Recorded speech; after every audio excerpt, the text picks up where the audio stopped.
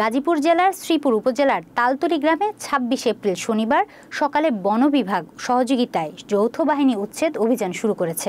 এই অভিযানে উপজেলা প্রশাসন, পুলিশ, র্যাব, বিজিবি এবং সেনাবাহিনীরা অংশ নিয়েছে। গত ৫ আগস্টের পর আইনশৃঙ্খলা পরিস্থিতির অবনতির সুযোগ নিয়ে স্থানীয়রা বনের জমিতে বসতঘর নির্মাণ করে। উপজেলা নির্বাহী অফিসার ব্যারিস্টার সুজিব আহমেদ জানান, তালতলী গ্রামে বনের রেকর্ডভুক্ত জমিতে অর্ধশতাধিক বসতঘর তৈরি করা হয়েছিল, যা অবৈধভাবে নির্মিত হয়েছিল। বসতঘর সরিয়ে নিতে নোটিশ দেওয়া সত্ত্বেও বাসিন্দারা তা করেনি, যার কারণে আজ যৌথ বাহিনী উচ্ছেদ অভিযান শুরু করেছে। দুপুর পর্যন্ত ৩০টির অধিক বসতঘর ভেঙে গুড়িয়ে দেওয়া হয়েছে এবং বিকাল পর্যন্ত অভিযান চলবে। উপজেলা নির্বাহী অফিসার জানান, এই উচ্ছেদ অভিযান পর্যায়ক্রমে গাজীপুর জেলার সব এলাকার অবৈধ দখলদারদের বিরুদ্ধে পরিচালিত হবে এবং বন বিভাগের জমি রক্ষা করা হবে।